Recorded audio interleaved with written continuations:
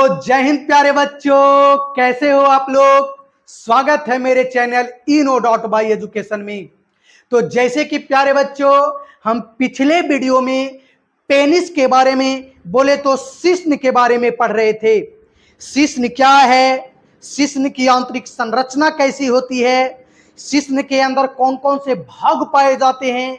हम पिछले वीडियो में बाबू शिश्न को एकदम विस्तार पूर्वक से इजी तरीका से हम पढ़ा दिए थे, बता दिए थे।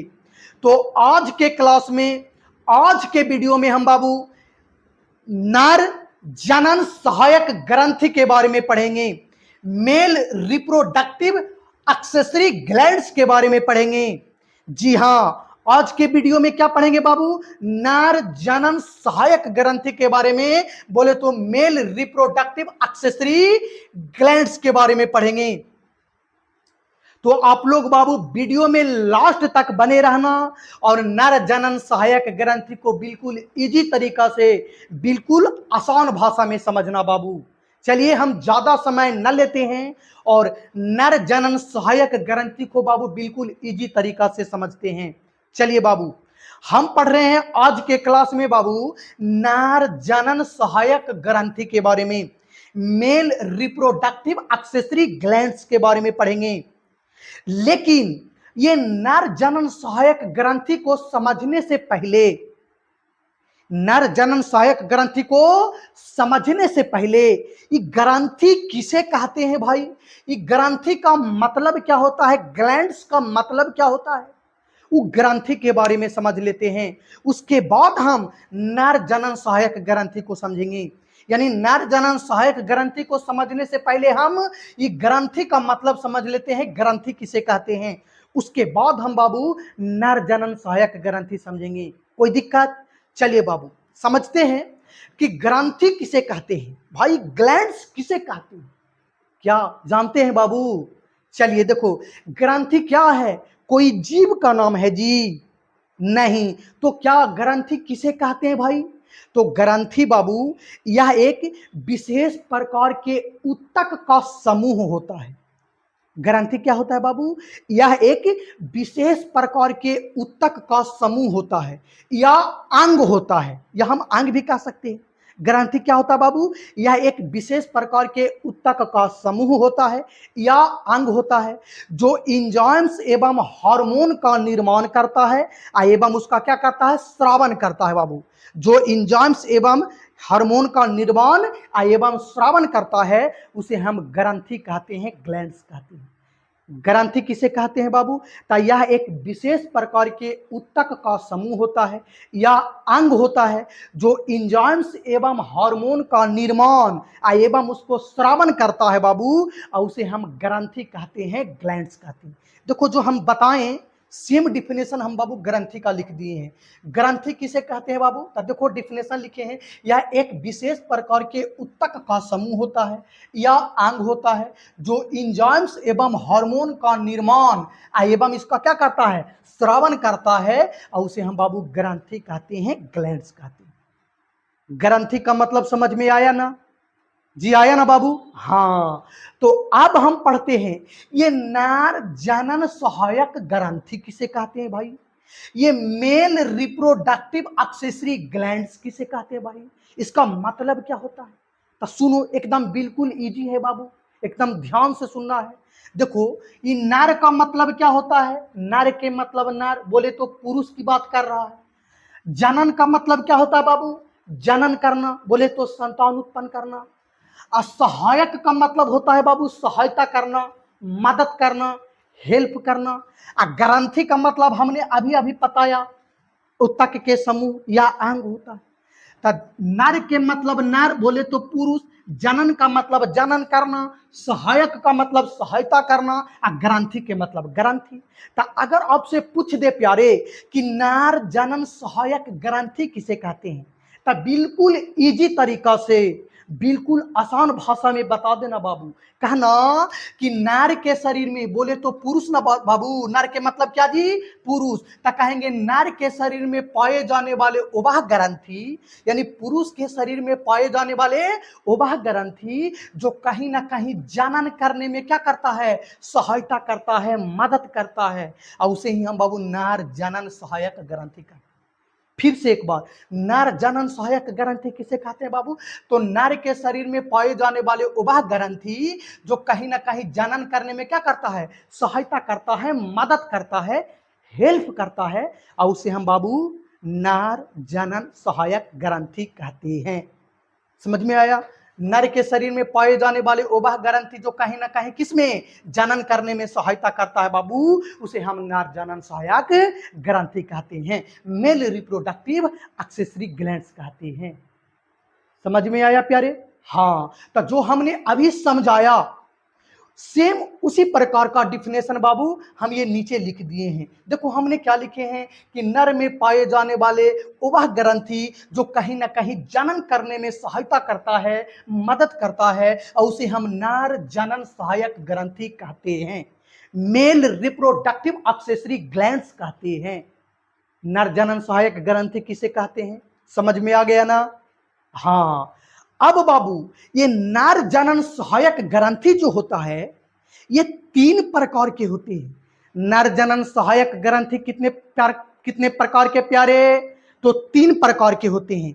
कौन कौन से 3 प्रकार के होते हैं बाबू, तब पहला देखो हम लिख दिए हैं नर जनन सहायक ग्रंथि 3 प्रकार के होते हैं। कौन कौन से बाबू, तब पहला शुक्राशय ग्रंथि, सेमिनल वेसल्स। पहला कौन से ग्रंथि बाबू, शुक्राशय ग्रंथि। दूसरा कौन से ग्रंथि बाबू, तब प्रोस्टेट ग्रंथि यानी कि प्रोस्टेट ग्लैंड्स। तीसरा कौन से ग्रंथि बाबू, तब कॉपर ग्रंथि यानी कॉपर ग्लैंड्स। और कॉपर ग्रंथि को एक और नाम से जाना जाता है बल्बो यूरेथ्रिल ग्रंथि भी कहते हैं, बल्बो यूरेथ्रिल ग्रंथि भी कहते हैं।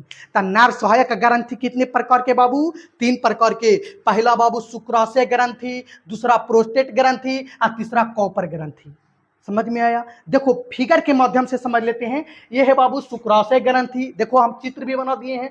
ये जो ऊपर की ओर 2 पॉइंट जब सा संरचना दिखाई दे रहा है ये है बाबू शुक्राशय ग्रंथि, और ये जो दिखाई दे रहा है बाबू ये हल्का यहाँ पे मूत्र मार्ग के चारों ओर लपटा हुआ रहता है, इसको कहते हैं बाबू प्रोस्टेट ग्रंथि। और चलिए ये प्रोस्टेट ग्रंथि के ठीक पीछे ये जो 2 ग्रंथि नजर आ रहा है बाबू उसको हम कहते हैं कॉपर ग्रंथि। ऊपर वाले भाग ये जो है शुक्राशय ग्रंथि है, आई मूत्र मार्ग के चारों ओर लपटा हुआ है जो बाबू प्रोस्टेट ग्रंथि हो गया। अब प्रोस्टेट ग्रंथि के ठीक पीछे 2 और ग्रंथि पाया जाता है, उसको हम कहते हैं कॉपर ग्रंथि या बल्बो यूरेथ्रिल ग्रंथि कहते हैं। समझ में आया ना। हाँ, अब बाबू ये तीनों ग्रंथि को हम बारी बारी से पढ़ेंगे, यानी कि ये शुक्राशय ग्रंथि किसे कहते हैं जी, ये प्रोस्टेट ग्रंथि किसे कहते हैं जी, ये कॉपर ग्रंथि किसे कहते हैं, ये तीनों ग्रंथि को हम बारी बारी से पढ़ेंगे। समझ में आ रहा ना। तो यहां तक आप तीनों ग्रंथि को पहले नोट कर लें और बारी बारी से हम तीनों ग्रंथि को पढ़ेंगे बाबू। तब तक ये आप पहले नोट करिए, जल्दी से बाबू नोट करिए, उसके बाद हम पढ़ेंगे बारी बारी से। सबसे पहले पढ़ेंगे बाबू हम शुक्राशय ग्रंथि। सबसे पहले कौन से ग्रंथि पढ़ेंगे बाबू, शुक्राशय ग्रंथि। चलिए इसको आप पहले नोट करिए। तो चलिए बाबू आप लोग यहां तक नोट कर लिए। तो अब हम पढ़ते हैं नर जनन सहायक ग्रंथि का सबसे पहला ग्रंथि के बारे में पढ़ेंगे, बोले तो शुक्राशय ग्रंथि के बारे में पढ़ेंगे। कौन से ग्रंथि के बारे में बाबू, हम सबसे पहले शुक्राशय ग्रंथि के बारे में पढ़ेंगे। ये जो दिखाई दे रहा है बाबू 2 बिंदु के तरह, यही है बाबू शुक्राशय ग्रंथि। यही जो दिखाई दे रहा है बाबू ये कौन से ग्रंथि है जी, ये शुक्राशय ग्रंथि है। आप लोग ध्यान से सुनिएगा बाबू, ये शुक्राशय ग्रंथि जो होता है प्यारे, यह एक जोड़ी होती है। एक जोड़ी के मतलब के गो प्यारे, एक जोड़ी के मतलब 2 गो। तो कह सकते हैं या एक जोड़ी ग्रंथि है बोले तो 2 गो ग्रंथि होती है। तो देखो बाबू हमने लिख दिए हैं ये शुक्राशय ग्रंथि के गो होती है बाबू, तो यह एक जोड़ी होती है। अच्छा ये एक जोड़ी होती है वो तो हमको पता चल गया, लेकिन ये शुक्राशय ग्रंथि कहां पाया जाता है प्यारे, कहां स्थित होते हैं जी। तो ये शुक्राशय ग्रंथि जो होता है बाबू या मूत्राशय जो देख रहे हैं ये मूत्राशय के ठीक पीछे स्थित होते हैं। कहां स्थित होते हैं बाबू, तो मूत्राशय के ठीक पीछे स्थित होते हैं। तब देखो हमने लिख दिए हैं, इस शुक्राशय ग्रंथि एक जोड़ी ग्रंथि होती है बाबू, जो कहाँ स्थित होता है, जो मूत्राशय के ठीक पीछे स्थित होता है। अच्छा, ये तो पता चल गया कि मूत्राशय के ठीक पीछे स्थित होता है। ये करता क्या है बाबू, इस शुक्राशय ग्रंथि का कार्य क्या है, ये क्या करता है? तो ध्यान से सुनो बाबू, यह क्षारीय एवं शयन सुक्रिय द्रव स्रावित करता है। क्षारीय एवं शयन सुक्रिय द्रव स्रावित करता है बाबू। तो इस शुक्राशय ग्रंथि क्या करता है, क्षारीय एवं शयन सुक्रिय द्रव स्रावित करता है। आई द्रव जो होता है इस पूरे वीर्य का लगभग 60% भाग बनाता है बाबू। यही पूरे वीर्य का लगभग कितने परसेंट भाग बनाता है, 60% भाग बनाता है। तो आपसे अगर पूछ दे शुक्राशय ग्रंथि किसे कहते हैं, तो ना कह सकते हैं बाबू कि ये शुक्राशय ग्रंथि एक जोड़ी ग्रंथि होती है जो मूत्राशय के ठीक पीछे स्थित होते हैं। मूत्राशय के ठीक पीछे स्थित होते हैं। ये करता क्या है बाबू, क्षारीय एवं शयन सुक्रिय द्रव स्रावित करता है, जो पूरे वीर्य का लगभग कितने परसेंट भाग होता है बाबू, जो पूरे वीर्य का लगभग 60% भाग होता है, यानी पूरे वीर्य का लगभग 60% भाग बनाता है। तो इसी हम बाबू शुक्राशय ग्रंथि कहते हैं। देखो सेम डिफिनेशन लिख दिए बाबू, शुक्राशय ग्रंथि किसे कहते हैं, यह एक जोड़ी ग्रंथि होता है जो मूत्राशय के ठीक पीछे स्थित होते हैं। यह क्षारीय एवं शयन सुक्रिय द्रव स्रावित करता है, जो पूरे वीर्य का कितना परसेंट, 60% भाग बनाता है। देखो यही ना हम लिखाए हैं, पूरे वीर्य का लगभग 60% भाग। तो इसे ही हम लोग शुक्राशय ग्रंथि कहते हैं। समझ में आया? चलिए अब थोड़ा सा समझिएगा, ये शुक्राशय ग्रंथि से जो क्षारीय एवं सुक्रिय द्रव स्रावित हो रहा है, इस शुक्राशय ग्रंथि से जो द्रव स्रावित हो रहा है प्यारे, इसमें 3 प्रकार के प्रोटीन पाया जाता है। इस शुक्राशय ग्रंथि से जो क्षारीय एवं शयन सुक्रिय द्रव स्रावित हो रहा है, इस द्रव में 3 प्रकार के प्रोटीन पाया जाता है। देखो लिख दिए हैं, इसमें 3 प्रकार के क्या पाया जाता है बाबू, प्रोटीन पाया जाता है।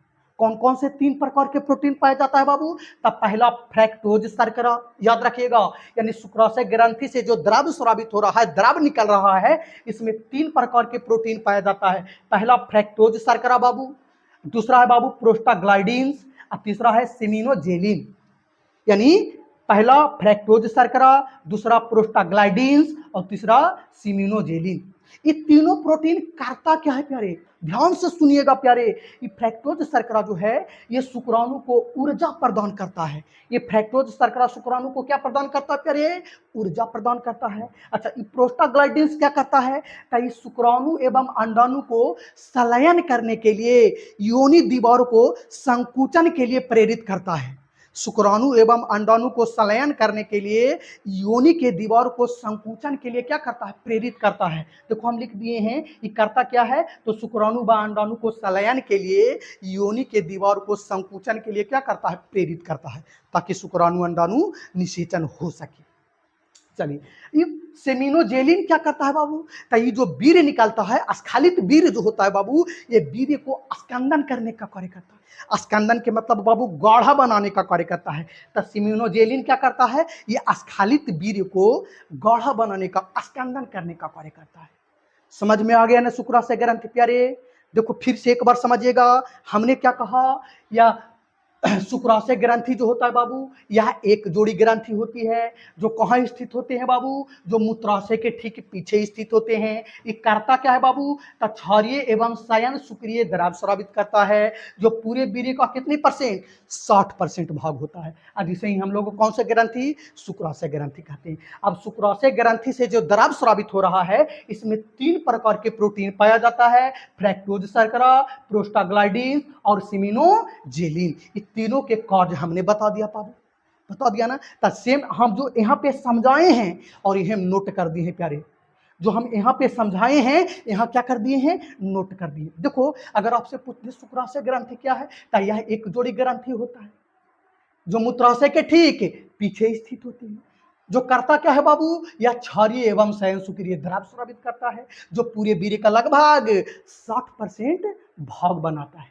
अब देखो हम इधर लिख दिए हैं, शुक्राशय ग्रंथि से स्रावित होने वाले द्रव में, जो शुक्राशय ग्रंथि से जो द्रव स्रावित हो रहा था, उस द्रव में 3 प्रकार के प्रोटीन पाया जाता है। हमने अभी अभी कहा 3 प्रकार के प्रोटीन पाया जाता है। कौन कौन जी, तो पहला फ्रैक्टोज शर्करा, प्रोस्टाग्लैंडिन और सिमिनोजेलिन। फ्रक्टोज शर्करा करता क्या है प्यारे? तो हमने अभी अभी बताया कि यह शुक्राणुओं को ऊर्जा प्रदान करता है जी। अच्छा, ये प्रोस्टाग्लैंडिन्स क्या करता है प्यारे? तो हमने अभी अभी बताया कि यह शुक्राणु व अंडाणु को संलयन के लिए, योनि को दीवार के लिए संकुचन के लिए प्रेरित करता है। योनि की दीवार को संकुचन के लिए क्या करता है बाबू? प्रेरित करता है। और ये सेमिनोजेलिन क्या करता है? तो यह स्खलित वीर्य को स्खंदन करता है, गाढ़ा बनाने का कार्य करता है। क्या करता है? गाढ़ा बनाने का कार्य करता है। तब बाबू शुक्राशय ग्रंथि समझ में आ गया ना? तो जब शुक्राशय ग्रंथि समझ में आ गया बाबू, तो अब हम पढ़ते हैं प्रोस्टेट ग्रंथि के बारे में। दूसरा ग्रंथि पढ़ेंगे बाबू, प्रोस्टेट ग्रंथि। तब तक आप पहले इसको शुक्राशय ग्रंथि को नोट करें प्यारे। तो चलिए बाबू, जैसे कि आप शुक्राशय ग्रंथि समझ लिए, तो अब हम बाबू दूसरा ग्रंथि पढ़ते हैं बाबू, प्रोस्टेट ग्रंथि के बारे में। किसके बारे में पढ़ेंगे बाबू? ये प्रोस्टेट ग्रंथि के बारे में, प्रोस्टेट ग्लैंड्स के बारे में पढ़ेंगे। ये जो दिखाई दे रहा है बाबू, यही प्रोस्टेट ग्रंथि है। ये जो दिखाई दे रहा है, ये कौन से ग्रंथि है बाबू? ये प्रोस्टेट ग्रंथि है, प्रोस्टेट ग्लैंड्स है। ये प्रोस्टेट ग्रंथि की अगर हम बात करते हैं बाबू, तो ये प्रोस्टेट ग्रंथि की संख्या कितनी होती है? तो इसकी संख्या बाबू केवल एक होता है। प्रोस्टेट ग्रंथि केवल कितनी होती है बाबू? यह एक ग्रंथि होता है, एक जोड़ी ग्रंथि नहीं, ये केवल एक ग्रंथि होती है। ये प्रोस्टेट ग्रंथि कहाँ पाया जाता है प्यारे? तो ये प्रोस्टेट ग्रंथि जो होता है, ये मूत्र मार्ग के चारों ओर घिरा रहता है। ये मूत्र मार्ग के चारों ओर क्या रहता है प्यारे? घिरा रहता है। देख रहे हैं ये मूत्र मार्ग, ये मूत्र मार्ग के चारों ओर क्या है बाबू? घिरा हुआ है। तो हमने कहा कि ये प्रोस्टेट ग्रंथि एक ग्रंथि होता है जो मूत्र मार्ग के चारों ओर घिरा होता है बाबू। अच्छा, इसकी आकृति की बात करते हैं, इसकी आकृति की बात करते हैं, इसकी संरचना की बात करते हैं बाबू, तो ये कैसा होता है? तो इसकी आकृति बाबू सिंघाड़े के जैसी होती है। प्रोस्टेट ग्रंथि का संरचना कैसा होता है बाबू? तो सिंघाड़े के जैसा होता है। तो हमने क्या कहा? यह प्रोस्टेट ग्रंथि एक ग्रंथि होता है जो मूत्र मार्ग के चारों ओर स्थित होता है। इसकी आकृति कैसे बाबू? सिंघाड़े के जैसे होते हैं। चलिए, ये तो समझ में आ गया। अब ये प्रोस्टेट ग्रंथि करता क्या है प्यारे? ये प्रोस्टेट ग्रंथि के कार्य क्या है जी? अब देखो बाबू, ये प्रोस्टेट ग्रंथि जो होता है बाबू, सफेद सा हल्का अम्लीय तरल पदार्थ स्रावित करता है। सफेद सा हल्का अम्लीय तरल पदार्थ स्रावित करता है। प्रोस्टेट ग्रंथि क्या स्रावित करता है प्यारे? तो सफेद सा हल्का अम्लीय तरल पदार्थ स्रावित करता है, जो पूरे वीर्य का, जो पूरे वीर्य का 25% भाग बनाता है बाबू। जो पूरे वीर्य का कितना परसेंट? 25% भाग बनाता है, जिसे हम लोग प्रोस्टेट ग्रंथि कहते हैं। प्रोस्टेट ग्रंथि समझ में आया प्यारे? हमने क्या कहा कि प्रोस्टेट ग्रंथि जो होता है बाबू, एक ग्रंथि होता है जो मूत्र मार्ग के चारों ओर स्थित होता है। इसकी आकृति सिंघाड़े के जैसी होती है।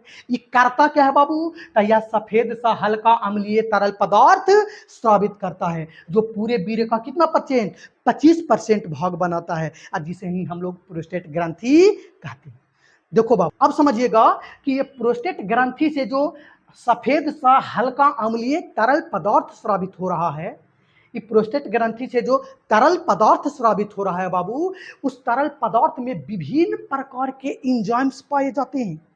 ये प्रोस्टेट ग्रंथि से जो तरल पदार्थ स्रावित होता है, उस पदार्थ में बाबू विभिन्न प्रकार के एंजाइम्स पाए जाते हैं। जैसे में कौन कौन से एंजाइम्स बाबू? तो देखो हमने यहाँ पे लिख दिए हैं, जैसे में सिट्रेट, फॉस्फेटेज और लाइटिक एंजाइम्स। जैसे में सिट्रेट, फॉस्फेटेज और लाइटिक एंजाइम्स पाया जाता है। ये सभी एंजाइम्स करता क्या है बाबू? तब वीर्य को अधिक स्कंदन को रोकता है, गाढ़ा बनाने से रोकता है, और इस शुक्राणु को मादा के जनन अंगों में जाने के लिए प्रेरित करता है। क्या करता है? उत्साहित करता है, प्रेरित करता है। हमने क्या कहा कि प्रोस्टेट ग्रंथि से जो तरल पदार्थ निकल रहा है, ये तरल पदार्थ स्रावित होता है, उसमें विभिन्न प्रकार के एंजाइम्स पाए जाते हैं, जैसे में सिट्रेट, फॉस्फेटेज और लैक्टिक एंजाइम्स। ये करता क्या है प्यारे? ये सभी एंजाइम्स करता क्या है? तो वीर्य के अधिक स्कंदन को रोकता है, ये गाढ़ा बनाने से रोकता है, और इस शुक्राणु को मादा के जनन अंगों में जाने के लिए प्रेरित करता है, उत्साहित करता है। इस शुक्राणु को मादा के जनन अंगों में जाने के लिए क्या करता है बाबू? प्रेरित करता है। समझ में आया प्रोस्टेट ग्रंथि प्यारे? चलिए देखो, हम प्रोस्टेट ग्रंथि को इधर समझा दिए प्यारे, और जैसे हम सेम समझाए उस तरफ से हम नोट कर दिए प्यारे। देखो इस तरफ देखिए है कि प्रोस्टेट ग्रंथि क्या है? तो हमने कहा यह एक ग्रंथि होता है जो मूत्र मार्ग के चारों ओर स्थित होता है। जो मूत्र मार्ग के चारों ओर क्या होता है, स्थित होता है, चारों ओर स्थित। या कहाँ बाबू, इसकी आकृति कैसे होते हैं, सिंघाड़े के जैसे होते हैं। इसकी आकृति कैसे बाबू, सिंघाड़े के जैसी होती है। या सफेद सा हल्का अम्लीय तरल पदार्थ स्रावित करता है, जो पूरे वीर्य का लगभग कितना परसेंट, 25% भाग। चलिए, हमने दूसरा पॉइंट में यहाँ लिखे हैं कि प्रोस्टेट ग्रंथि से स्रावित होने वाले तरल पदार्थ में विभिन्न प्रकार के एंजाइम्स पाया जाता है, जैसे में सिट्रेट, फॉस्फेटेज और इधर देखो लाइटिक एंजाइम्स, जैसे में सिट्रेट, फॉस्फेटेज और लाइटिक एंजाइम्स। ये करता क्या है बाबू, जो वीर्य को अधिक स्कंदन को रोकता है, गाढ़ा बनाने से रोकता है, और शुक्राणु को मादा के जनन अंगों में जाने के लिए क्या करता है प्यारे, प्रेरित करता है, उत्साहित करता है। तो प्रोस्टेट ग्रंथि समझ में आ गया। हमने शुक्राशय ग्रंथि पढ़ लिए प्यारे, प्रोस्टेट ग्रंथि पढ़ लिए बाबू। अब हम तीसरा ग्रंथि पढ़ेंगे, कॉपर ग्रंथि, यानी इसको हम बल्बो उरेथ्रिल ग्रंथि भी कहते हैं। तो आप लोग प्रोस्टेट ग्रंथि को इस तरह से आप नोट कर लीजिए। उसके बाद हम पढ़ते हैं बाबू कॉपर ग्रंथि। तो चलिए बाबू, जैसे कि हम शुक्राशय ग्रंथि और प्रोस्टेट ग्रंथि पढ़ लिए, तो अब हम पढ़ते हैं बाबू कॉपर ग्रंथि, यानी बल्बो उरेथ्रिल ग्रंथि के बारे में पढ़ेंगे। किसके बारे में, ये कॉपर ग्रंथि के बारे में पढ़ते हैं बाबू। चलिए आप लोग ध्यान दीजिएगा। देखो, ये जो दिखाई दे रहा है प्यारे, ये है बाबू कॉपर ग्रंथि। ये कौन सा ग्रंथि है, कॉपर ग्रंथि। इसी को कहते हैं बाबू कौन से ग्रंथि, कॉपर ग्रंथि। और कॉपर ग्रंथि की बात करते हैं तो ये कॉपर ग्रंथि बाबू एक जोड़ी ग्रंथि होती है। कितनी बाबू, एक जोड़ी। एक जोड़ी के मतलब ये दो गो ग्रंथि होता है। तो कॉपर ग्रंथि कितनी होती है बाबू, एक जोड़ी होती है। ये कॉपर ग्रंथि कहाँ पाया जाता है प्यारे, ये एक जोड़ी तो होता है, लेकिन ये ग्रंथि कहाँ पाया जाता है प्यारे, कहाँ स्थित होता है जी। तो यह ग्रंथि ये प्रोस्टेट ग्रंथि के ठीक पीछे स्थित होते हैं। ये जो प्रोस्टेट ग्रंथि है, तो ये प्रोस्टेट ग्रंथि के ठीक पीछे स्थित होता है बाबू।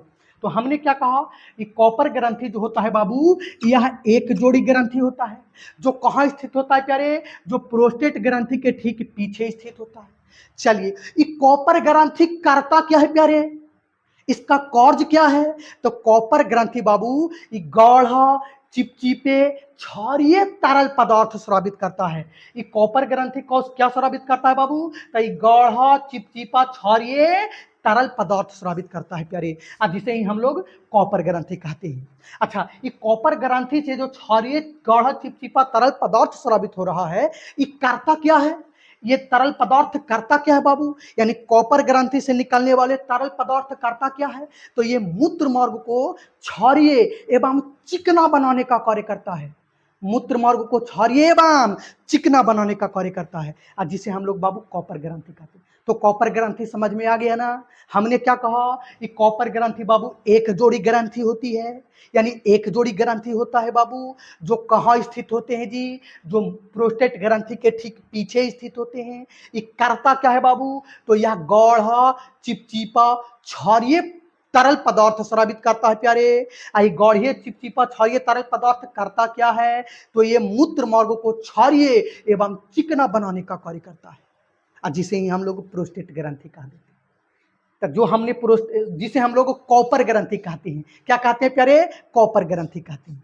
और जो हम कॉपर ग्रंथि को समझाएं प्यारे, सेम डिफिनेशन इधर हम नोट कर दिए हैं। देखो बाबू, अगर आपसे पूछ दे कॉपर ग्रंथि किसे कहते हैं, तो सिंपल सी बाबू इजी तरीका से बता देना कि यह एक जोड़ी ग्रंथि होता है, जो प्रोस्टेट ग्रंथि के ठीक पीछे स्थित होता है। ये करता क्या है बाबू, तो यह गाढ़ा, चिपचिपा, क्षारीय तरल पदार्थ स्रावित करता है, जिसे ही हम लोग कॉपर ग्रंथि। ये करता क्या है बाबू, कॉपर ग्रंथि से जो तरल पदार्थ निकलता है, करता क्या है, तो हमने लिख दिए हैं, इस ग्रंथि से स्रावित होने वाले तरल पदार्थ मूत्र मार्ग को क्षारीय एवं चिकना बनाने का कार्य करता है। ये कॉपर ग्रंथि से जो तरल पदार्थ स्रावित हो रहा है, वो करता क्या है, तो मूत्र मार्ग को क्षारीय एवं चिकना बनाने का कार्य करता है। तो क्या कॉपर ग्रंथि समझ में आया प्यारे।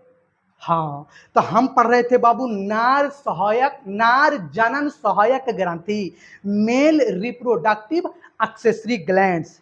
तो नार जनन सहायक ग्रंथि बाबू खत्म कर दी। क्या समझ में आया, नर सहायक ग्रंथि किसे कहते हैं प्यारे, तो नर में पाए जाने वाले वह ग्रंथि जो कहीं ना कहीं जनन करने में क्या करता है, सहायता करता है, मदद करता है बाबू, उसे हम नर जनन सहायक ग्रंथि कहते हैं। नर जनन सहायक ग्रंथि कितने प्रकार के बाबू? 3 प्रकार के होते हैं। कौन कौन से? शुक्राशय ग्रंथि, प्रोस्टेट ग्रंथि, कॉपर ग्रंथि। और ये तीनों ग्रंथि को हम बिल्कुल इजी तरीका से पढ़ लिए ने प्यारे। चलिए तो आप लोग यहाँ तक नोट कर लीजिए और उसके बाद हम मिलते हैं अगला क्लास में।